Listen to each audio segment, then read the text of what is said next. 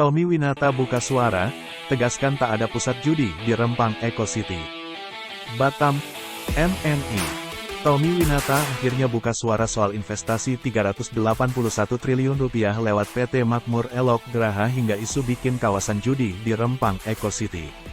Menurut Tommy Winata, yang merupakan pendiri grup Arta Graha, awal mula penetapan zonasi Pulau Rempang untuk bisnis merupakan inisiasi pemerintah, bukan pihaknya.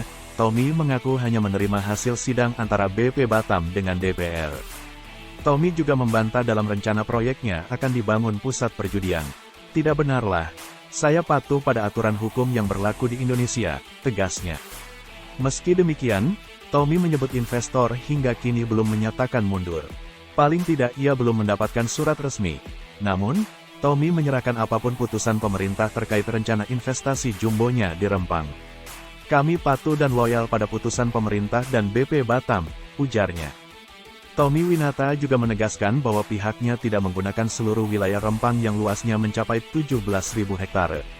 Pihaknya hanya membutuhkan lahan seluas 7.500 hektar. Iya, dari wilayah itu kami tidak menggunakan seluruhnya 17.000 hektar, hanya 7.500 hektar, tegas Tommy Winata. Tommy bahkan bingung dengan munculnya kericuhan terkait rencana investasinya itu di Rempang. Padahal, investasinya ini memberi manfaat besar dan akan mengubah bahan baku menjadi bahan jadi, sehingga bahan baku tidak dijual murah. Bahkan, rencananya Sinyi Glass Holdings Limited, Sinyi Group, membuat pabrik pasir silika, pasir kuarsa, solar panel, hingga energi baru dan terbarukan akan menyerap 35.000 tenaga kerja. Juga bakal ada pendapatan pajak yang cukup besar. Meski berpolemik, Tommy menyebut investor hingga kini belum menyatakan mundur.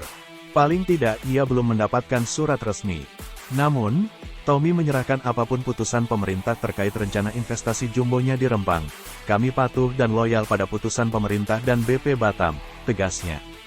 Dikutip dari batampost.com dan beberapa artikel lainnya. Media News Indonesia, jangan lupa di like, komen, subscribe.